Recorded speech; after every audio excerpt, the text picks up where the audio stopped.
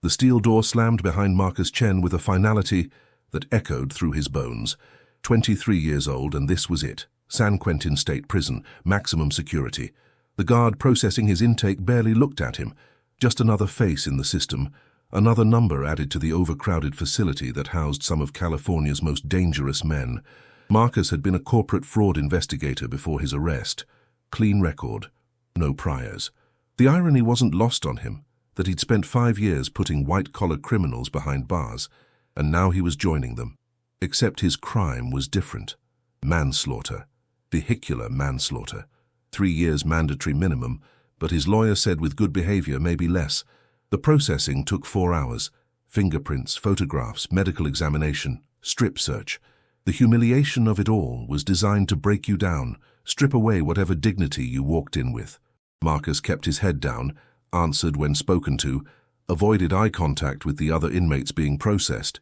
He'd read enough case files, interviewed enough ex-cons during investigations to know the first rule: don't draw attention. His hands shook as they handed him his prison uniform, not from fear exactly, though that was there too. It was the weight of what he'd done, the weight of the 9 months since that rainy night on Highway 1, when his car had crossed the median and ended 2 lives. Sarah Martinez, 34. Her daughter, Emma, 6. The names were burned into his memory. He saw their faces every time he closed his eyes. The guard who escorted him to his cell block was older, maybe late 50s, with the weathered look of someone who'd seen too much. His name tag read Morrison. He walked with a slight limp, keys jangling at his belt, and he didn't speak until they were deep into D block, where the noise of the prison hit like a physical force. Shouting, metal clanging, the constant underlying hum of hundreds of men living in cages. Morrison stopped at the entrance to the cell tier, turned to Marcus with an expression that might have been pity, or maybe just tired indifference. Cell 42, 3rd tier. Your cellmate's name is Vincent Reeves. The name meant nothing to Marcus. He nodded, adjusting the thin mattress under his arm. Morrison leaned in slightly, lowered his voice just enough that Marcus had to strain to hear over the prison din. Good luck surviving your cellmate. Then he turned and walked away, leaving Marcus standing there with those words settling like ice in his stomach. It wasn't a threat. It was a warning. The kind of warning guards give when they know something bad is coming but can't or won't stop it. Marcus had heard similar warnings in interview rooms when witnesses were too scared to testify, when they knew retaliation was inevitable. He climbed the metal stairs to the 3rd tier, each step deliberating, giving him time to think. Vincent Reeves. The name still meant nothing. But guards didn't give warnings about nothing. He'd requested protective custody during processing, mentioned his background as an investigator, the cases he'd worked. The warden's office had denied it. Overcrowding. Budget cuts. The usual bureaucratic indifference to individual safety. Cell 42 sat at the far end of the tier. The door was open, as they always were during daytime hours when inmates had yard access or work assignments. Marcus approached slowly, aware of the eyes watching him. New fish, fresh meat. He could feel the predatory attention from other cells, inmates sizing him up, calculating his worth in the prison economy of violence and survival. He stopped at the threshold of cell 42. The space was maybe 8 feet by 10. 2 bunks bolted to the wall, a steel toilet and sink combination, a small metal desk. That was it. The walls were concrete, painted a dingy, institutional beige decades ago and never updated. The single window was narrow, reinforced with wire mesh, offering a slice of grey sky. The cell appeared empty. The bottom bunk was made with military precision, blanket tucked tight, pillow perfectly centered. The top bunk was bare, waiting for him. He stepped inside, setting his mattress on the top bunk, his small bag of approved personal items on the desk, a few paperback books, writing paper, envelopes, the basics they'd allowed him to keep. You're early. Marcus spun around. A man stood in the doorway, blocking the exit. He was tall, maybe 6'2", with broad shoulders and the kind of lean, muscular build that came from years of prison yard workouts. His hair was dark, graying at the temples, cut short. His face was lined, weathered, but his eyes were sharp, calculating. He looked to be in his mid-50s, but it was hard to tell. Prison-aged people differently. Vincent Reeves. Had to be. Marcus straightened, trying to project confidence he didn't feel. In his investigations, he'd learned to read people, to see through lies and manufactured personas. But standing in this cell, facing this man who apparently warranted a guard's warning, all that training felt inadequate. "Marcus Chen, looks like we're sharing space." Vincent didn't move from the doorway. He studied Marcus with an intensity that was unnerving, eyes moving from his face to his hands to his posture, reading him the same way Marcus was trying to read him. The silence stretched. In the background, the prison noise continued, but in this small space it felt like everything had gone quiet. "I know who you are." 4 words, delivered flat, emotionless. Marcus felt his pulse quicken. That was impossible. He'd been sentenced 9 months ago in a relatively low-profile case. His name had been in the papers, but buried in the back pages. Corporate investigator kills mother and daughter in car accident. Not exactly headline news in a state with thousands of such tragedies every year. "I doubt that." Vincent finally moved, stepping into the cell. Marcus instinctively stepped back, creating distance.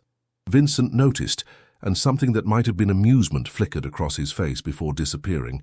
"You worked for the Securities and Exchange Commission. 5 years, specialized in forensic accounting. Put away 14 white-collar criminals. Total sentences adding up to about 200 years. Then you went private, worked for a firm called Sentinel Investigations. Handled corporate fraud cases. You were good at it." Marcus's mouth went dry. That level of detail wasn't public knowledge. Some of it was in his employment records, but those were sealed as part of his trial, irrelevant to the manslaughter charge. "How do you know that?" Vincent moved to his bunk, sat down with his back against the wall, legs stretched out, relaxed, in control, his territory. "Because 12 years ago, you put away a man named David Castellanos. Remember him? Chief Financial Officer of Meridian Pharmaceuticals.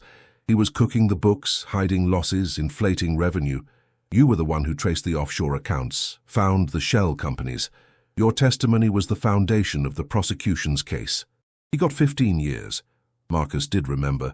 It had been one of his first major cases at the SEC, the one that had made his reputation. Castellanos had been defiant throughout the trial, convinced his expensive lawyers would get him acquitted. The look on his face when the guilty verdict came down had been pure shock, followed quickly by rage.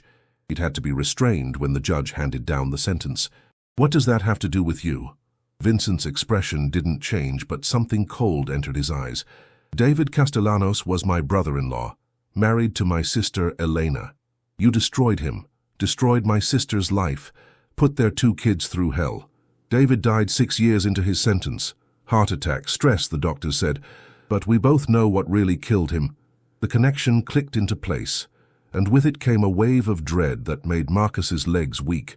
He sat down on the metal desk chair, not trusting himself to stand. The guard's warning made perfect sense now. "Good luck surviving your cellmate." Morrison had known. They'd put Marcus in here deliberately, or at least had done nothing to prevent it. "I was doing my job. He broke the law." "Oh, I know. And I'm sure that makes you feel righteous. You were serving justice, right? Following the evidence wherever it led. Very noble." The sarcasm was thick, but underneath it was something worse.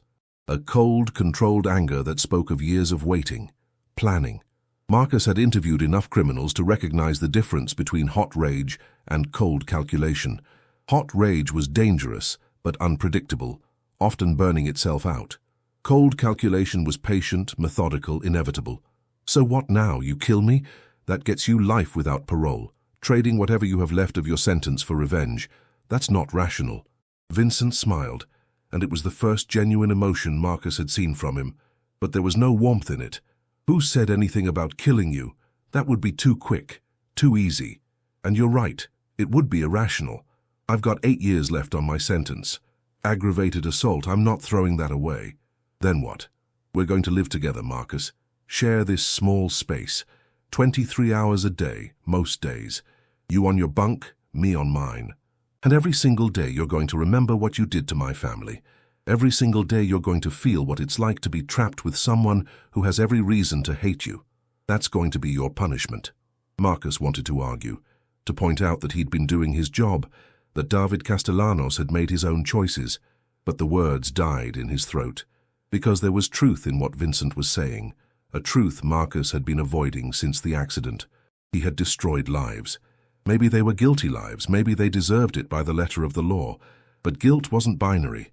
Consequences rippled outward, touching innocent people, like Sarah Martinez and her daughter Emma. They'd been innocent, and he'd destroyed them too. I didn't mean to kill them. He didn't know why he said it. Vincent wasn't talking about the accident.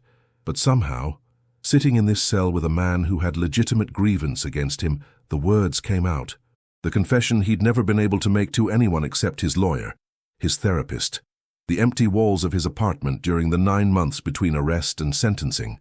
Vincent's expression shifted, the calculated coldness giving way to something more complex. Confusion, maybe, or curiosity. The accident, the mother and daughter. I didn't mean to. It was raining, visibility was terrible, I'd worked a 16-hour day and shouldn't have been driving. I fell asleep. 3 seconds, that's what the accident reconstruction said. 3 seconds of unconsciousness, and when I woke up I'd crossed into oncoming traffic. I killed them. I killed them because I was tired, because I made a bad choice, because I'm human and fallible, and it doesn't matter that I didn't mean to, they're dead. The silence that followed was different. Not charged with tension, but heavy with something else. Understanding, maybe, or shared pain. Vincent swung his legs off the bunk, leaned forward with his elbows on his knees. David died alone in a prison hospital. Elena was too ashamed to visit him after the first year, too broken by the public humiliation, the financial ruin. His kids grew up with a father in prison, then dead. They changed their last name to distance themselves from the scandal. I watched my sister fall apart. She started drinking, lost her job, lost custody of the kids for a while. You didn't just put David away. You detonated a bomb in the middle of a family. I know. And Marcus did know. He'd always known, even when he'd been doing the work, building the cases, testifying in court. He'd known that consequences rippled outward, that justice had casualties beyond the guilty. But he'd believed in it anyway. Believed that rules mattered, that accountability mattered, that society functioned only when people faced consequences for their actions. Now he was facing his own consequences. And they were more complicated than he'd ever imagined. The rest of the day passed in tense silence. Vincent left for the yard, and Marcus stayed in the cell, trying to process everything. When dinner came, delivered on metal trays by trustees, they ate without speaking. The food was exactly what he'd expected. Overcooked, underseasoned, barely edible. He forced himself to eat anyway. Survival basics. Keep your strength up. Lights out came at 10. The prison didn't go dark, just dimmer. The harsh fluorescence replaced by softer night lighting that cast everything in a sickly yellow glow.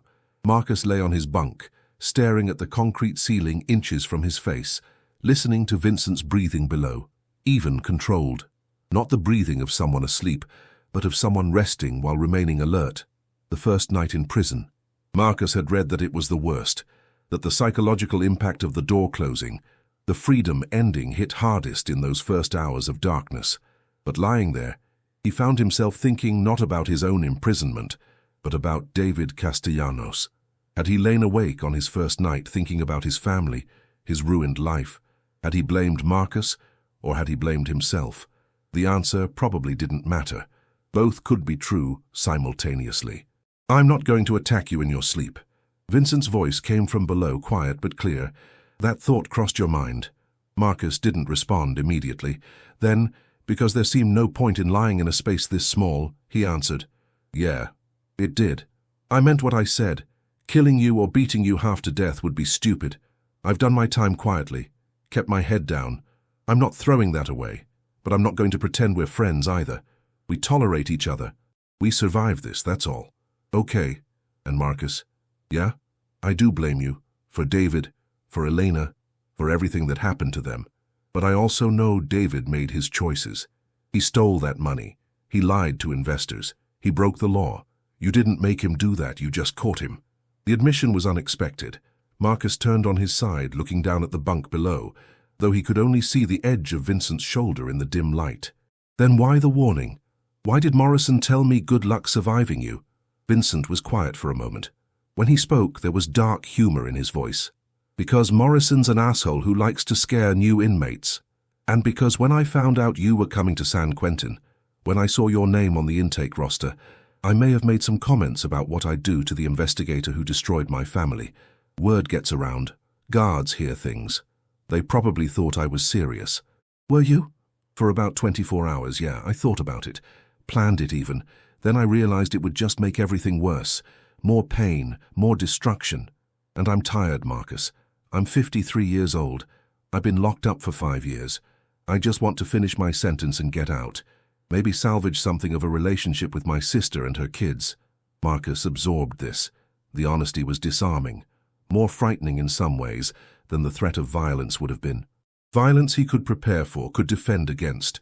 This complicated truth, this shared understanding of pain and consequences, was harder to navigate. Sleep didn't come easily that first night.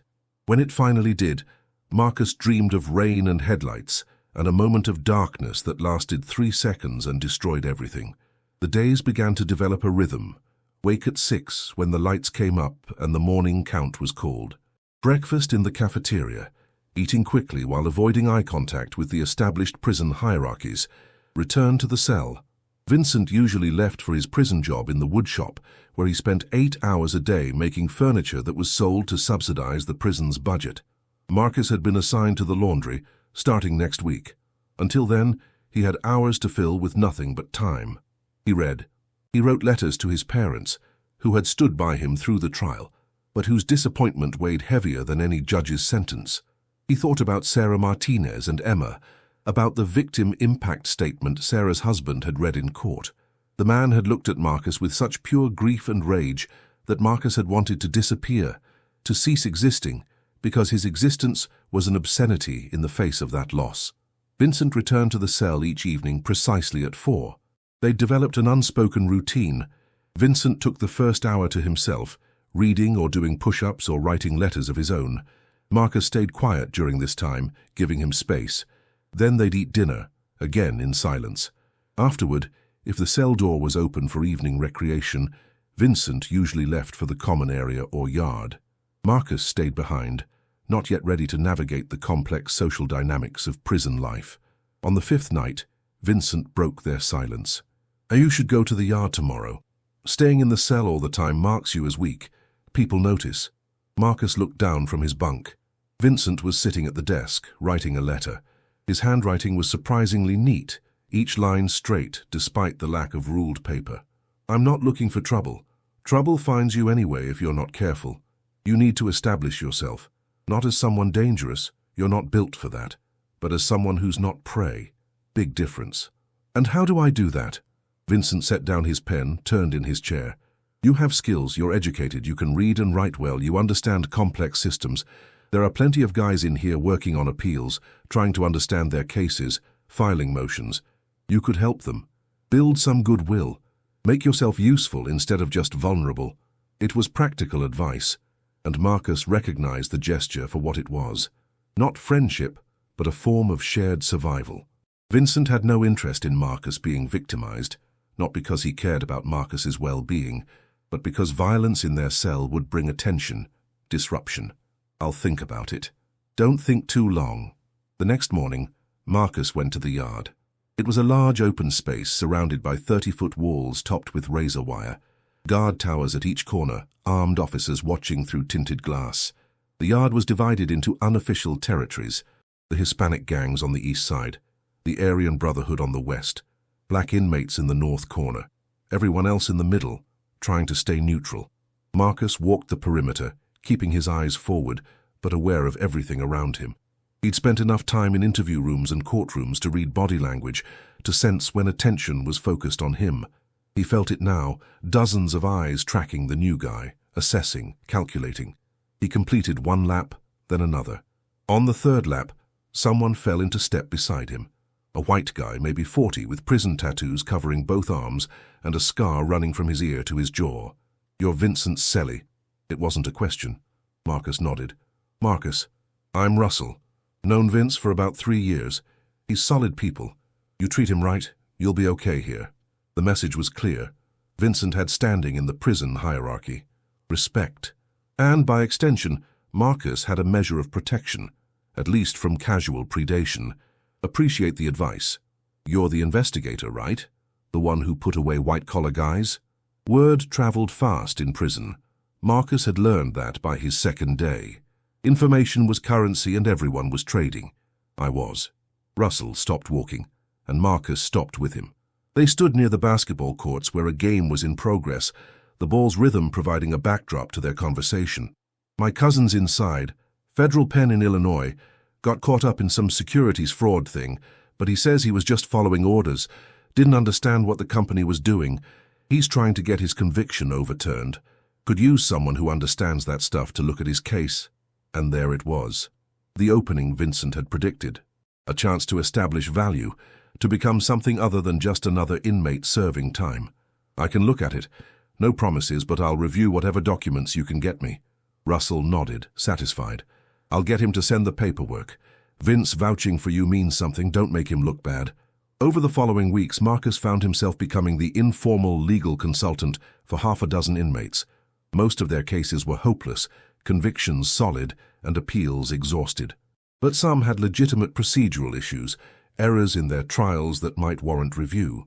Marcus wrote letters, filed simple motions, explained complex legal concepts in plain language. He charged nothing, took no commissary payments or other compensation. That would have marked him as running a business, which would have required approval from the prison administration and payment of fees. Instead, he did the work quietly, and in return, he was left alone. Protected not through violence or intimidation, but through utility.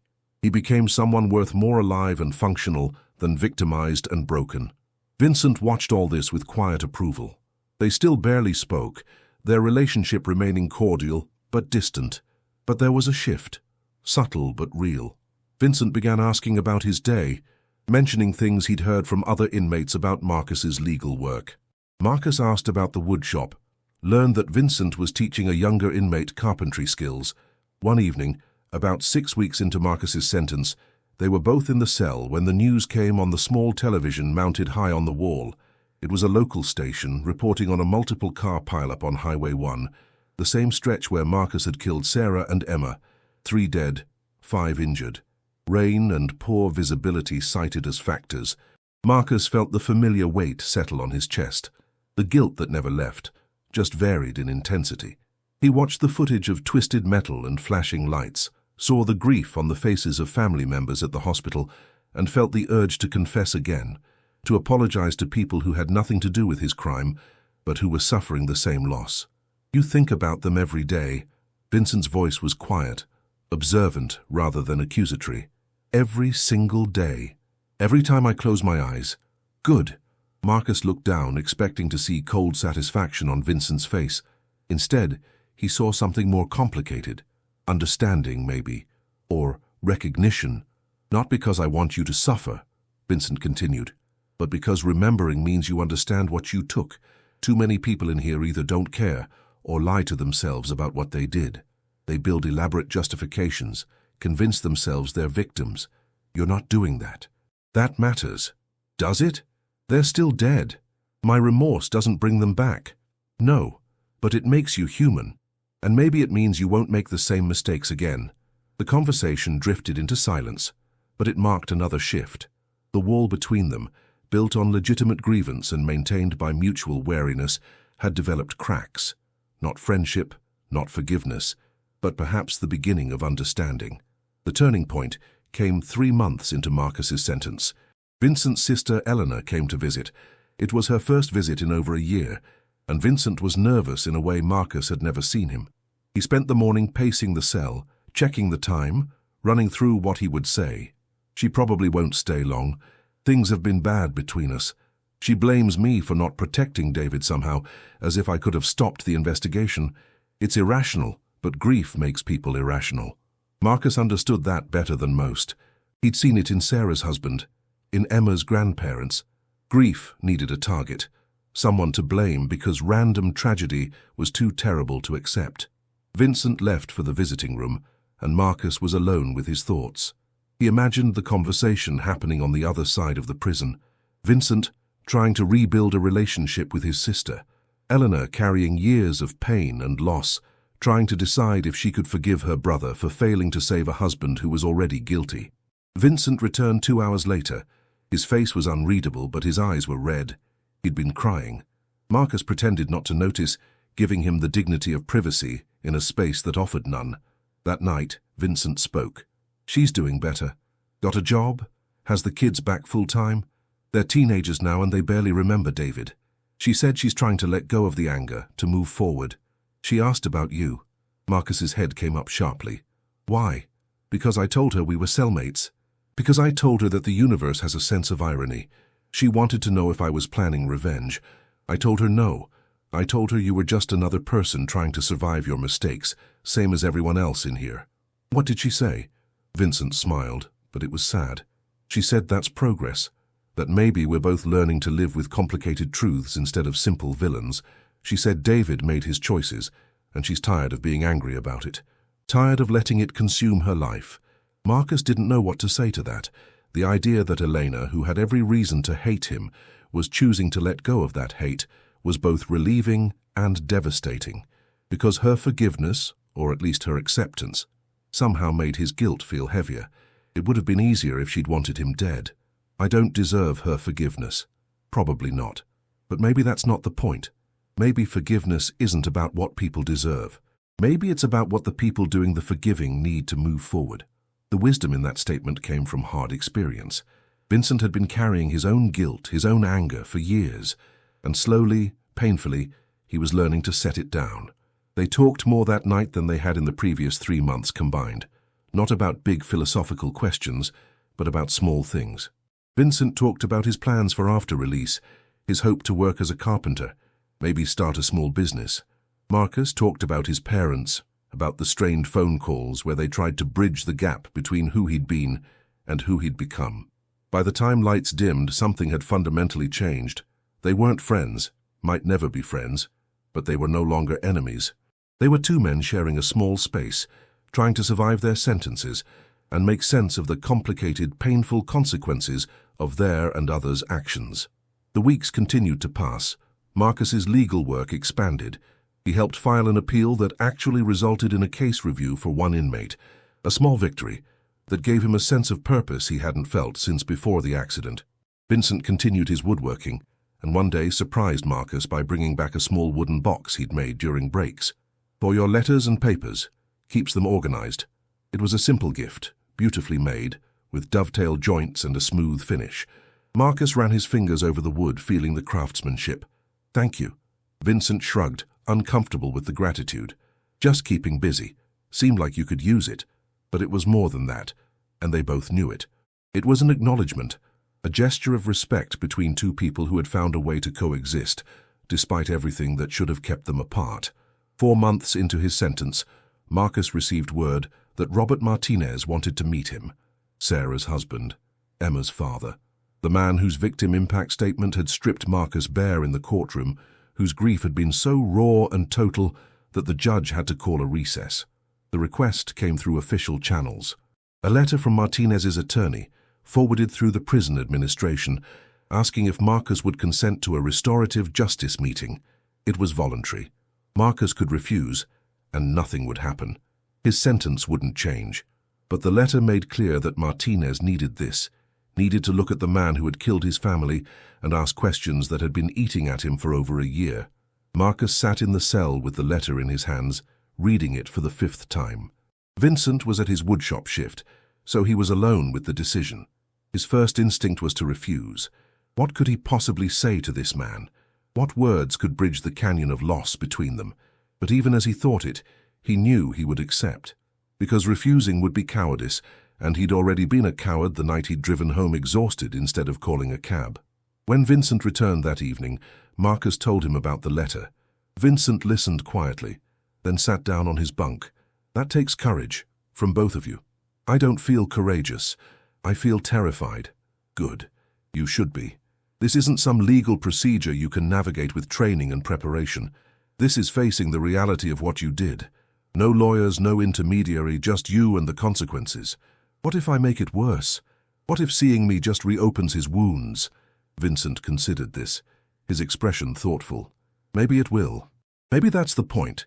Maybe he needs to see you as a real person, not just a name in a case file. Maybe you need to see him the same way. This restorative justice stuff, it's not about making anyone feel better. It's about truth. Raw, uncomfortable truth. Marcus wrote back that evening, agreeing to the meeting. It was scheduled for 3 weeks later, giving Martinez time to travel from Sacramento and giving Marcus time to prepare, though he had no idea how to prepare for something like this. Days leading up to the meeting were the longest of his sentence. He couldn't sleep, couldn't focus on his legal work for other inmates. He played the upcoming conversation over and over in his mind, imagining every possible question Martinez might ask, every accusation he might make. And Marcus knew he would accept all of it because he deserved all of it. Vincent noticed his deteriorating state but said little. Just made sure Marcus ate his meals, reminded him to go to the yard, kept the cell routine as normal as possible. It was a quiet form of support, and Marcus was grateful for it in ways he couldn't articulate. The morning of the meeting, Marcus woke before the count, his stomach in knots. He showered in the communal bathroom, trying to make himself as presentable as prison allowed. The guards came for him at 9, escorted him to a small room in the administrative building he'd never seen before. Neutral territory. A round table, comfortable chairs, not the usual prison furniture, a box of tissues, a pitcher of water. Robert Martinez was already there when Marcus arrived. He looked older than in the courtroom, though it had only been a year. His hair had gone grey at the temples. His face was thinner, hollowed out by grief.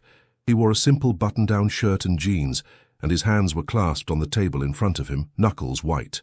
A facilitator was there too, a woman in her 50s who specialized in restorative justice. She explained the process, the ground rules. Either party could stop at any time. The goal wasn't reconciliation or forgiveness, just honest communication. Whatever was said in this room stayed in this room. Then she stepped back, and it was just Marcus and Robert Martinez, separated by 3 feet of table and an ocean of pain. Martinez spoke first. His voice was steady but strained, like a cable pulled too tight. "I need to understand. Not legally, not the accident reconstruction or the blood alcohol level or any of that. I need to understand you, who you are, because I've spent a year trying to make sense of how my wife and daughter are dead, and all I have is this image of you from the courtroom, and that's not enough." Marcus forced himself to maintain eye contact. This man deserved at least that much. "What do you want to know?" "Everything. Start from the beginning, that day. What happened?" So Marcus told him. Not the sanitized version from his testimony, but the full truth. He'd been working on a case, a major corporate fraud, that was coming to a head. 16 hours at his desk, reviewing documents, building timelines. He'd known he was exhausted. He'd known he should take a cab or stay at a hotel. But he'd convinced himself he could make it home, just 40 minutes on Highway 1. 40 minutes and then he could sleep. He described the rain starting, heavier than the forecast had predicted, the windshield wipers struggling to keep up, his eyes burning with fatigue, and then, just for a moment, darkness. Not sleep exactly, but a micro-sleep. A 3-second absence where his brain simply stopped processing. When awareness returned, he was in the wrong lane, headlights bearing down on him, and then impact. Martinez listened without interruption. His face remained impassive, but tears ran down his cheeks unchecked. "Sarah saw you coming. The police report said she tried to swerve. Did you know that? She tried to protect Emma. That was who she was. Every decision, every action, filtered through, how does this affect my daughter?" And in her last moment she was trying to save her. Marcus's own tears came then, hot and shameful. He'd read the report. He knew these details. But hearing them from Martinez's lips, hearing the love and loss in every word, made them real in a way they hadn't been before. "I know I can't undo it. I know saying sorry is meaningless, but I need you to know that I would trade places with them if I could. I would have died in that car if it meant they lived." Martinez's hands unclenched, then clenched again. When he spoke, his voice had an edge to it. "Would you? Really? Or is that just something you tell yourself to feel better? Because here's what I think. I think you're a good person who made a terrible mistake, and good people who make terrible mistakes spend the rest of their lives trying to reconcile those two things. But dying would be easier than living with what you did. Death is escape. You don't get to escape." The words hit like physical blows, and Marcus recognized them for what they were. The same conclusion he'd reached himself in the months since the accident. Death would be mercy. Living was the punishment. "You're right. I know I'm right. I've had a year to think about nothing else. A year of waking up in an empty house, A year of explaining to extended family why there's no grave to visit for Emma, because we had her cremated. And I can't bring myself to scatter the ashes because that would mean letting go, and I'm not ready. A year of seeing other fathers with their daughters and wanting to scream at the unfairness of it. Martinez paused, took a shaky breath, grabbed a tissue from the box. The facilitator shifted slightly, ready to intervene if needed, but Martinez waved her off. But here's what else I've realized. Hating you doesn't bring them back. Wanting you to suffer doesn't ease my pain. It just adds more pain to the world, and there's already too much. So I'm here because I need to see you as human. Flawed, broken, guilty, but human. Because I can't carry this rage anymore. It's killing me. The meeting lasted 2 hours. They talked about Sarah and Emma, and Martinez shared stories Marcus had never heard. How Emma had been learning piano. How she'd made him listen to her practice the same song 50 times until she got it perfect. How Sarah had volunteered at a food bank every Saturday, had dreamed of going back to school to become a social worker. They'd been real people with full lives, and Marcus bore witness to that reality in a way the trial had never allowed. Martinez also asked about Marcus's life, his family, his career, his own dreams that had died on Highway 1. And slowly, painfully, they found common ground in their shared humanity. Not forgiveness exactly, but acknowledgement. Recognition that tragedy had destroyed multiple lives that night, and that living with the aftermath required courage from both of them. When the meeting ended, Martinez stood. Marcus stood as well. For a moment, they just looked at each other across the table. Then Martinez extended his hand. Marcus took it, and they shook. The grip was firm, meaningful. I don't forgive you. I don't know if I ever will, but I don't hate you either. I hope you survive your sentence. I hope you find a way to live with what happened, because someone should get something good out of this catastrophe, even if it's just you becoming a better person. After Martinez left, Marcus sat alone in the room for another 20 minutes, the facilitator giving him space to process.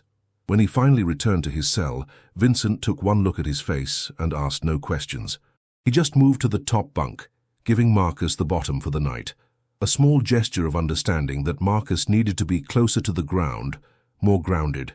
That night, Marcus slept better than he had since the accident, not because the guilt was gone, but because he'd faced it fully without barriers or intermediaries. He'd looked into the eyes of the man he'd harmed most and survived the encounter. It didn't erase what he'd done, but it allowed him to begin carrying it differently. The weeks that followed brought a shift in the cell's dynamic. Vincent opened up more, sharing stories about his own past, his own regrets. He'd been arrested for aggravated assault, a bar fight that had spiraled out of control. The other guy had made comments about Vincent's sister, about David's imprisonment, and Vincent had snapped, put the man in the hospital with a fractured skull and broken ribs. It had been a moment of rage that cost him 8 years. I tell myself it was defending Elena's honor, but really it was just anger looking for an outlet. I wanted to hurt someone, and he gave me an excuse. They were in the cell on a Saturday afternoon, the yard too hot to be comfortable. Vincent was teaching Marcus basic woodworking techniques, showing him how to sand a small piece of pine he'd smuggled back from the shop. Do you regret it? Every day. But not because of the sentence. Because I became the thing I hated most. David destroyed his family through greed and stupidity. I hurt mine through violence and pride. Different methods, same result. Marcus understood. They were both men living with the consequences of single moments that had defined their lives.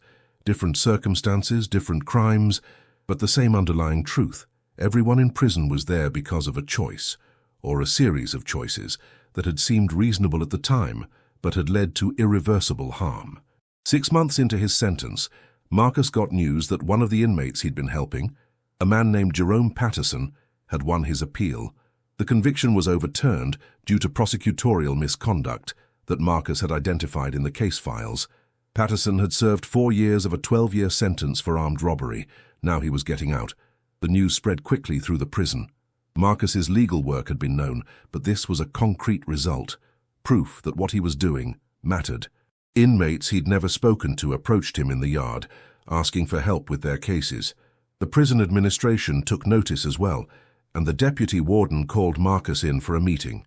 What you're doing is walking a fine line. You're not a licensed attorney. You can't represent inmates, but helping with paperwork, explaining procedures, that's allowed. Keep it clean, keep it documented, and we'll consider it part of your rehabilitation. It was the closest thing to approval Marcus was likely to get. He continued the work, more carefully now, always making clear he wasn't a lawyer and couldn't provide legal representation.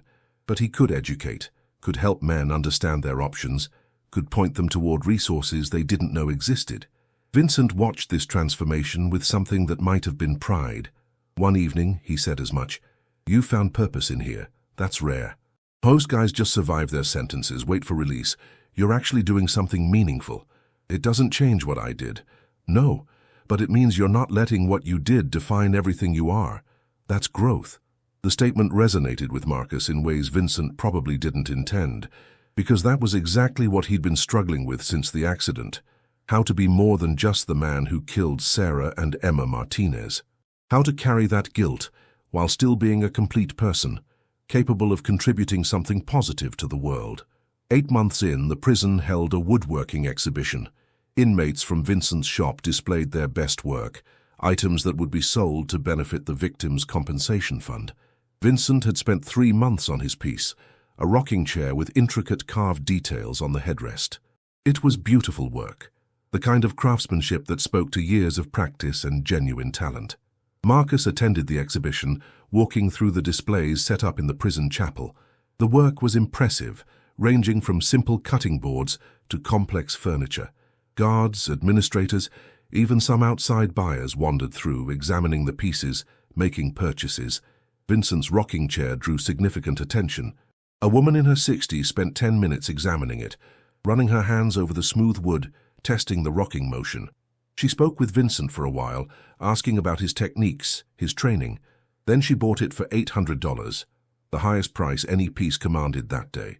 After the exhibition ended and the buyers had left, Vincent returned to the cell. He was carrying something wrapped in brown paper. He set it on Marcus's bunk. "For you." Marcus unwrapped it carefully. Inside was a wooden picture frame, sized for a standard photograph. The corners were joined with perfect miters, and the wood was finished to a deep, rich sheen. Simple, elegant, functional. "I don't have a picture to put in it." "Then get one. Have your parents send something, or leave it empty until you do. Point is, you should have something that reminds you that life continues. Past, present, future. You get to have all three." Marcus held the frame, feeling the weight of it, the care that had gone into its construction. It was a gift, but it was also a message. Vincent was telling him, in his indirect way, that he'd earned the right to move forward. Not to forget, never to forget, but to live. That night, Marcus wrote to his parents for the first time in 2 months. He asked them to send a picture of the 3 of them, taken before the accident, when he'd still been someone they could be proud of. He told them about the frame, about Vincent, about the legal work he was doing. He tried to convey that he was surviving, maybe even finding small ways to be useful again. Their response came 2 weeks later, a letter and a photograph. The picture showed Marcus and his parents at his college graduation, everyone smiling, full of hope for the future. The letter was warm, supportive, carefully avoiding anything that might deepen his guilt. They were proud of his legal work. They visited Elena regularly, had even attended one of his court hearings in support. They missed him. Marcus placed the photograph in the frame and set it on the small shelf above his bunk. Looking at it hurt, seeing himself as he'd been, innocent of the tragedy to come. But Vincent was right. He needed to remember that person existed, that he was more than just his worst moment. 9 months into his sentence, the prison experienced a lockdown. A fight in the cafeteria escalated into a full riot involving 30 inmates. Guards responded with pepper spray and batons. 3 inmates and 2 guards were hospitalized. The entire facility went on lockdown for 72 hours while administration investigated. Marcus and Vincent spent those 3 days locked in their cell, allowed out only for bathroom breaks under guard supervision. Meals were delivered to the cell door. No yard time, no work assignments. Just 2 men in an 8x10 space, with nothing to do but think and talk. They talked more in those 3 days than in the previous 9 months combined. Vincent told him about his childhood, growing up poor in Fresno, watching his father drink himself to death, raising his younger sister Elena when their mother couldn't cope. He'd joined the military at 18, served 6 years, learned discipline and carpentry. When he got out, He'd built a decent life, worked construction, stayed clean. Then Elena met David Castellanos. David was charming, educated, successful. Everything Vincent wasn't. He'd been happy for his sister, happy she'd found someone who could give her the life he never could. When David got arrested, when the full scope of his fraud came out, Vincent had been devastated. Not just for Elena, but for his own judgment. He trusted David, believed in him, and that trust had been betrayed. I blamed you for a long time. Easier than blaming David, easier than admitting I'd been fooled, but you were just doing your job. The real betrayal was David's. Marcus shared his own history. Growing up in San Francisco, son of immigrants who'd sacrificed everything to give him opportunities, getting into Berkeley, excelling in school, landing the SEC job, he'd believed in the system, in the idea that accountability mattered, that his work made the world better. Then the accident had shattered all of that, revealed how fragile the line was between being the enforcer of justice and being the one who needed enforcing. On the third day of lockdown, Vincent asked the question Marcus had been waiting for. What are you going to do when you get out? Marcus had thought about this constantly but had no clear answer. I don't know. My investigator's license is suspended. I'm a convicted felon. Nobody's going to hire me for the work I used to do. So do something else. You've got skills. You're helping guys in here with their cases. Maybe there's a path forward in that. Like what? I'm not a lawyer. No, but you understand the system. You can bridge the gap between legal complexity and ordinary people. That's valuable. Maybe you work for a non-profit, help people navigate the system who can't afford lawyers. Maybe you teach. Point is, your life isn't over. It's different, but not over. The idea settled in Marcus's mind, taking root. He'd been so focused on what he'd lost that he hadn't considered what might still be possible. The lockdown ended, and normal operations resumed. But the conversation stayed with him, shaping his thinking about the future. 10 months in, Marcus received unexpected news. His sentence was being reviewed for possible early release. His legal work, his clean record, his participation in the restorative justice program, all weighed in his favor. The parole board would consider his case in 3 months. The news should have been cause for celebration, but Marcus felt conflicted. Part of him wanted out desperately, wanted to breathe free air and make his own choices again. But another part felt he hadn't served enough time, hadn't suffered enough for what he'd done.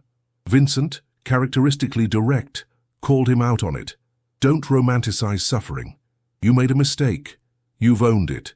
You've done meaningful work in here.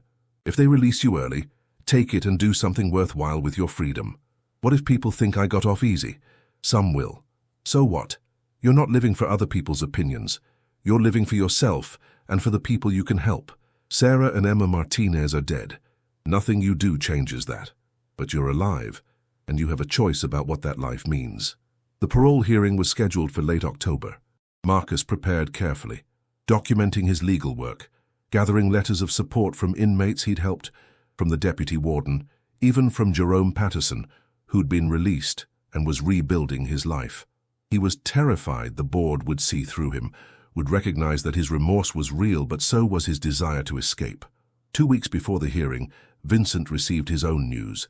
His sister Eleanor had been diagnosed with stage 3 breast cancer. She'd been having symptoms for months, but had delayed treatment because of money, insurance problems, fear. Now it was advanced, and her prognosis was uncertain. Vincent took the news hard. He'd been planning his release, looking forward to rebuilding his relationship with Elena and her kids. Now that future was threatened, and there was nothing he could do from inside prison. He couldn't help with medical bills, couldn't drive her to appointments, couldn't be there when she was scared. Marcus watched him struggle and understood the unique torture of being imprisoned while the people you love suffer beyond the walls. It was the same powerlessness Marcus felt about Sarah and Emma, about the fact that his imprisonment did nothing to ease Robert Martinez's pain. You should write to her. Tell her you're here for her, even if you can't physically be there. Vincent looked at him with red-rimmed eyes. That's just words. Sometimes words are all we have, and sometimes they matter more than we think. Vincent wrote the letter that night. Marcus gave him privacy, spending hours in the common area reading, giving Vincent space for his grief and fear. When he returned to the cell, Vincent was calmer, the letter sealed and ready to be mailed. Thanks. One word, but waited with everything unsaid between them. Gratitude, respect, the strange bond that had formed between two men who should have been enemies but had become something else. Not quite friends, but allies in survival. The day of Marcus's parole hearing arrived. He dressed in his cleanest uniform, tried to present himself as someone worthy of early release. Vincent had offered advice the night before, practical tips about how to address the board, what to emphasize, what to avoid. The hearing room was formal, intimidating. 5 board members sat behind a long table, Marcus alone in a chair facing them. They asked about his crime, his remorse, his rehabilitation efforts. They asked about the restorative justice meeting with Robert Martinez, and Marcus spoke honestly about that experience, about facing the full weight of his actions. One board member, a woman in her 50s, asked the question Marcus had been dreading. Why should we release you early? The Martinez family will never get Sarah and Emma back. Why do you deserve freedom before your minimum sentence is complete? Marcus took a breath, chose his words carefully. I don't deserve it. I'm not sure I deserve anything. But I've learned something in here. Punishment for its own sake doesn't create value. If I stay here, I serve my time and eventually get released. If you release me now, I can start contributing immediately. I can work for organizations that help people navigate the legal system, help victims of crime understand their rights, maybe prevent some people from making the mistakes I made. I can't undo what I did, but I can try to create some good from it. The board deliberated for 30 minutes while Marcus waited in an adjacent room. When they called him back, their decision was unanimous. Parole granted, with conditions. He'd serve another 2 months to complete required programs, then be released with 3 years of supervised parole. He'd have to maintain employment, submit to random drug tests, check in weekly with his parole officer, but he'd be free. Marcus returned to his cell in a daze. Vincent was there, and he looked up from the letter he was writing. You got it. How did you know?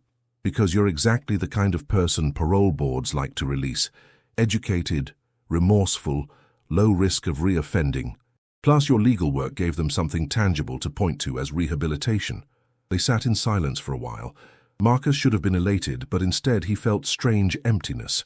The structure that had defined his last 10 months was ending. He'd be leaving Vincent behind, leaving the work he'd started with other inmates, leaving the strange safety of known routine. I'm going to miss this. Is that crazy? Vincent smiled, a real smile that reached his eyes. No, you found purpose here. That's hard to walk away from, but the purpose goes with you.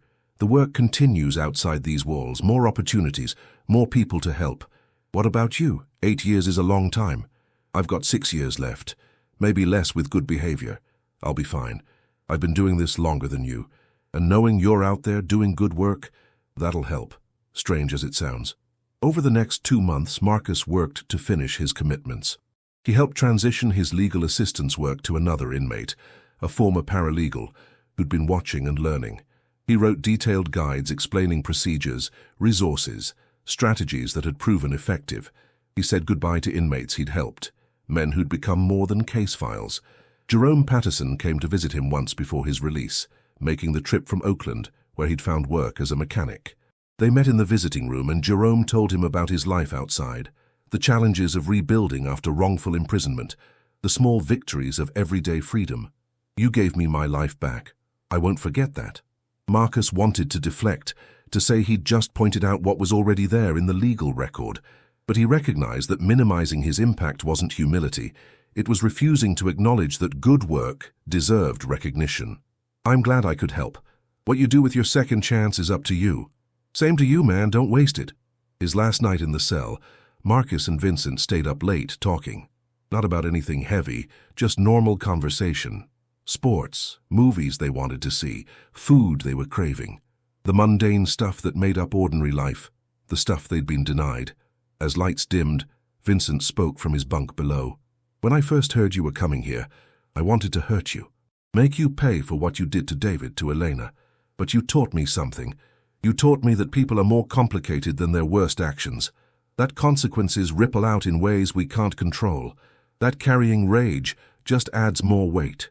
You taught me things, too, that I could survive this, that purpose and meaning exist even in the darkest places, that I'm more than just my guilt.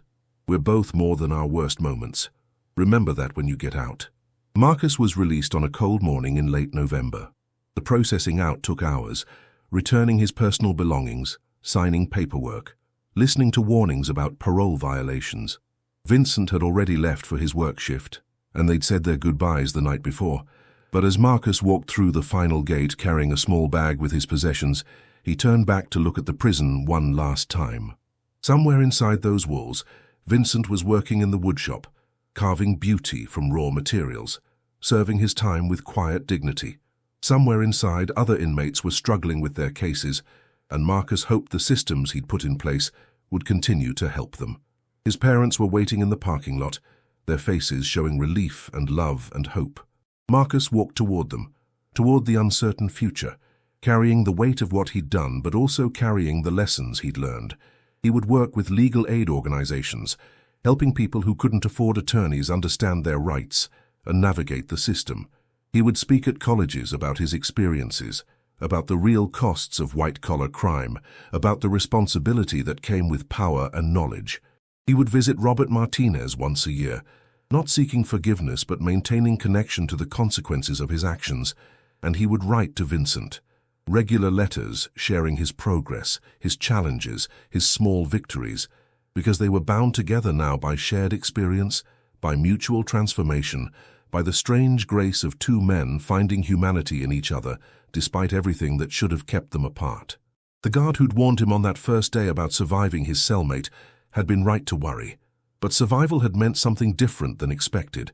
It had meant breaking down instead of fighting back. It had meant facing truth instead of hiding from it. It had meant learning that justice was more complicated than conviction and punishment, that redemption was possible even when forgiveness wasn't guaranteed.